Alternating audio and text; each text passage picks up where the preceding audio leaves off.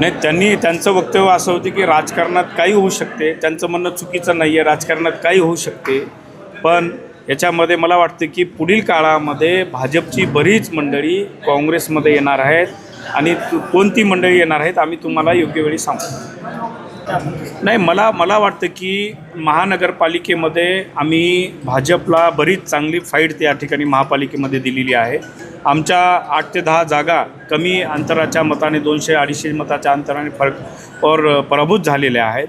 त्याच्यामुळं भाजपने कुठंतरी आमची धसकी घेतलेली आहे आणि ग्रामीण भागामध्ये काँग्रेसची कार्यकर्ते मंडळी अधिक चांगल्या प्रकारे सक्षम आहेत आणि काँग्रेसच्या कार्यकर्ते मंडळीचं खच्चीकरण व्हावं, कुठंतरी संभ्रम निर्माण करावं, ह्याच्यासाठी हेतू परस्पर ह्या अफवा काही फेक अकाउंटवर पसरवण्याचं काम काही लोकांनी केलेलं आहे. मी तसा माननीय SP साहेबांना माझं पत्र पण दिलेलं आहे की त्या फेक अकाउंटवर कारवाई व्हावी आणि असं कुठलंही नाही. आम्ही माननीय राहुलजी गांधी यांच्यासोबत काम करणारी मंडळी आहोत, त्यांचा आदेश मानणारी मंडळी आहोत आणि निश्चितच मी काँग्रेसचा सच्चा कार्यकर्ता आहे, पाईक आहे आणि भविष्यातही काँग्रेस नांदेड जिल्ह्यामध्ये वाढवण्यासंदर्भात आम्ही सर्व मंडळी प्रयत्न करणार. सर, जिल्हा